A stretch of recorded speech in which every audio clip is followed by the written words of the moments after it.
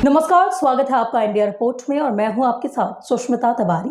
आज बात हादसे ने कैसे ली यूक्रेन के नागरिक की जान, क्यों जला दिया गया अभिनेता अजय देवगन का पुतला, अब किस नाम से जाना जाएगा हामिद पार्क, गौ रक्षा करने पर किसे मिली धमकी और आखिर में देखेंगे सिकंदराबाद पुलिस का कारनामा। लेकिन इससे पहले एक नजर आज की हेडलाइंस की ओर। सड़क हादसे में घायल यूक्रेन की युवती की हुई मौत, हेल्थ अस्पताल में चल रहा था इलाज। थैंक गॉड के प्रदर्शन पर रोक लगाने को लेकर अखिल भारतीय कायस्थ महासभा ने उठाई मांग, अभिनेता अजय देवगन का पुतला किया दहन। गांधी जयंती के अवसर पर दांडी यात्रा पार्क के नाम से समर्पित किया गया हामिद पार्क, नवाबी दौर में हामिद पार्क के नाम से किया गया था निर्माण। गौवंशों की लगातार हो रही तस्करी के खिलाफ आवाज उठाने पर मिली समिति के सदस्यों को धमकी, पुलिस कमिश्नर से मुलाकात कर लगाई सुरक्षा की गुहार।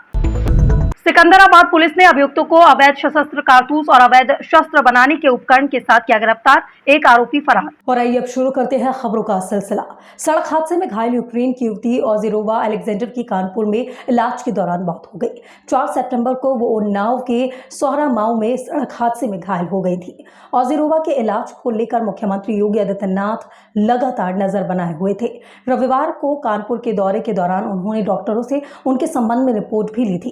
कानपुर नेशनल हाईवे पर एक टैक्सी से यूक्रेन की युवती लखनऊ जा रही थी। आशाखेड़ा के पास हाईवे के किनारे खड़े ट्रक में टैक्सी की भिड़ंत हो जाने से युवती गंभीर रूप से घायल हो गई थी। उसे बेहतर इलाज के लिए कानपुर के हेल्थ हॉस्पिटल में एडमिट कराया गया था। देखिए हमारे संवाददाता इब्ने हसन की इस रिपोर्ट के जरिए। वो एक महीना पहले ये आई थी 4 तारीख को, 4 सितंबर को ये आई थी। ये रोड ट्रैफिक एक्सीडेंट उन्नाव में हुआ था जैसा, और पुलिस द्वारा ये उन्नाव पुलिस द्वारा इसको भर्ती कराया गया था, जिसको गंभीर चोट थी दिमाग में। और वह 4 तारीख से हमारे यहाँ आईसीयू में इसका इलाज चल रहा था, जिसमें 5 डॉक्टरों की टीम, जिसमें न्यूरोसर्जन और जो चेस्ट के डॉक्टर और जो एनेस्थीसिया के डॉक्टर और मेडिसिन के डॉक्टर की टीम उनको निगरानी कर रही थी। और बीच में उसका ऑपरेशन भी किया गया था।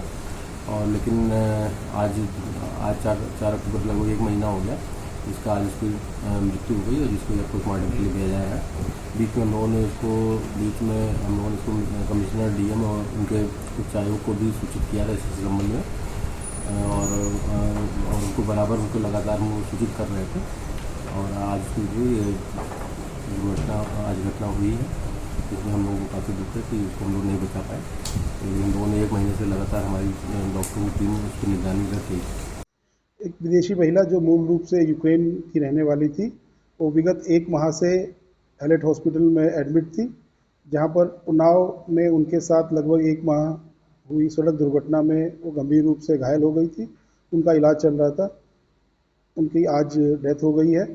इस संबंध में जो संबंधित विभाग है उनके द्वारा यूक्रेनियन एम्बेसी से पताचार कर इसमें अग्रिम कार्रवाई हेतु दिशा निर्देश प्राप्त किए जा रहे हैं।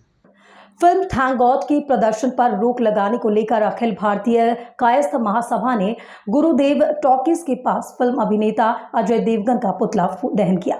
इस दौरान महासभा के पवन सक्सेना ने विरोध प्रदर्शन की मंशा स्पष्ट करते हुए कहा कि इस फिल्म के ट्रेलर में भगवान चित्रगुप्त का अश्लील प्रदर्शन कर समाज को आहत किया गया है, जिसे समाज के लोग कतई बर्दाश्त नहीं करेंगे। देखिए हमारी इस रिपोर्ट के जरिए। ये फिल्म को रिलीज होने से पूरी तरह से रोकेंगे। और अभी तो ये शुरुआत की हम लोगों ने, हम अपने देवी देवताओं का किसी भी तरह से अपमान नहीं सहेंगे। जिस तरह से बॉलीवुड वाले देवी देवताओं के नाम पे आपत्तिजनक चित्रण करते हैं, उसका पूर्ण रूप से हम लोग विरोध करेंगे। टी सीरीज ने एक फिल्म बनाई है अजय देवगन अभिनीत, जिसमें अजय देवगन जी ने हमारे भगवान का रोल किया है और उसमें कई आपत्तिजनक अश्लील सीन दर्शाए गए हैं, जिसका ट्रेलर अभी रिलीज हुआ है। 25 अक्टूबर को यह फिल्म रिलीज होने वाली है। हमारी प्रदेश के मुख्यमंत्री से और सरकार से ये मांग है कि इस फिल्म के रिलीज को रोका जाए। फिल्म का नाम थैंक गॉड है, ये इसको रोका जाए। और अगर हमारे भगवान का अपमान होगा तो हम लोग ये लड़ाई बढ़ चढ़ कर लड़ेंगे। अभी तो हम लोगों ने एक सांकेतिक प्रदर्शन किया है, आगे हम और भी उग्र प्रदर्शन करेंगे और इस फिल्म के रिलीज को उत्तर प्रदेश में तो रोकेंगे। आप इसके लिए कहाँ प्रदर्शन कर सकते हैं? अभी हमारा जो हमारे अखिल भारतीय कायस्थ महासभा का प्रदर्शन पूरे उत्तर प्रदेश में, पूरे भारतवर्ष में हर जिले में हो रहा है और संबंधित ज्ञापन दिया जा रहा है पहले क्रम में। दूसरे क्रम में हम लोग उग्र प्रदर्शन करेंगे टाकीजों का घेराव करेंगे। जिले के प्रशासन जो सूचना अधिकारी हैं, जिले के जो अधिकारी हैं इसके विभाग के मनोरंजन कर अधिकारी का घेराव करेंगे।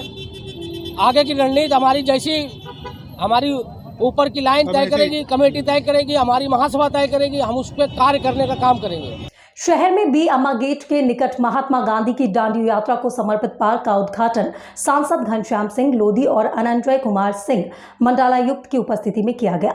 रामपुर नवाब हामिद अली खान नवाबी दौर में हामिद पार्क के नाम से चुंगी चौराहा पर बनाया गया था, जिसे गांधी जयंती के अवसर पर दांडी यात्रा पार्क के नाम से समर्पित किया गया है। देखिए हमारे संवाददाता आसिम अजीज की इस रिपोर्ट के जरिए। देखिए, एक पहले से हम लोगों ने काफ़ी पहले एक संकल्पना डेवलप की थी कि शहर में सभी पार्क ठीक रहें, व्यवस्थित रहें, और उसके अलावा एक हम ऐसी थीम लें जो विकास को परिलक्षित करता और लोगों की सोच को चेंज करे।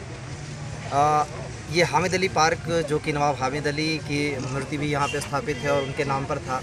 नवाब हामिद अली एक तरीके से रामपुर के स्थापत्य कला के जनक मान सकते हैं उनको,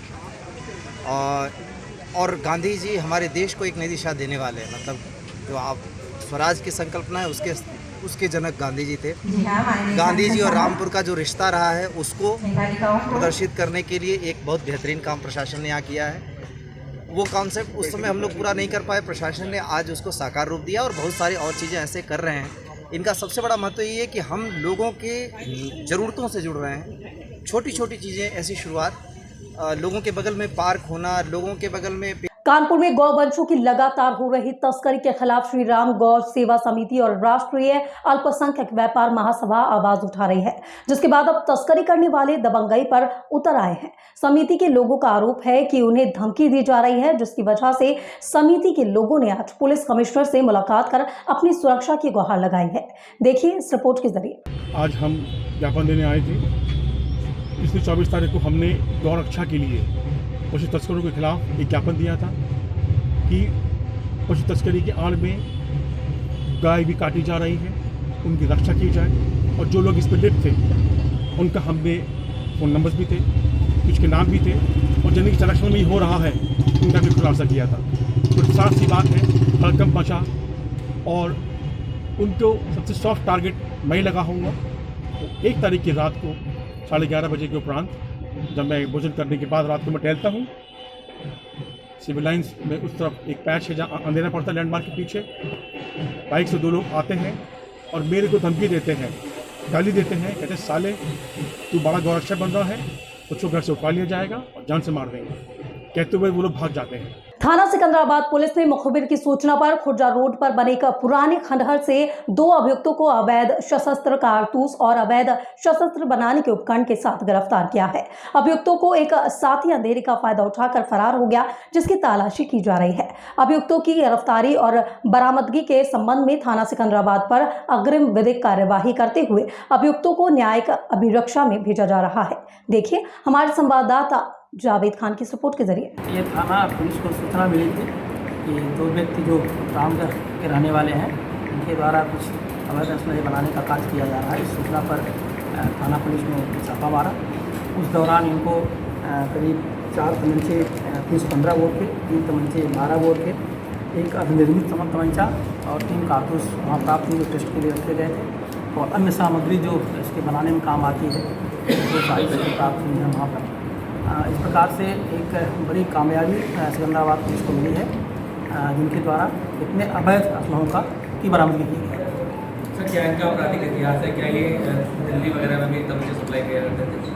अभी आपराधिक इतिहास इनका कोई नहीं मिला है, उसकी छानबीन की जा रही है, और जो इनके द्वारा अभी तक जो बताया गया है, इनके द्वारा क्या नाम है, जो असलहे सप्लाई की बात जो है अभी इन्होंने स्वीकार नहीं किया, लेकिन अभी इसमें और छानबीन की आवश्यकता है। इनके कुछ और साथी हैं, उनका अभी यहाँ पर नाम का खुलासा नहीं किया जा रहा, लेकिन उनको भी इसमें शामिल माना जा रहा है और उनके हिस्से के खिलाफ भी जांच करके आवश्यक कार्रवाई की। फिलहाल बुलेटिन की खबरों में आज मेरे साथ बस इतना ही। आगे की और तमाम अपडेट्स और खबरों से जुड़े रहने के लिए बने रहे मेरे साथ, देखते रहे इंडिया रिपोर्ट।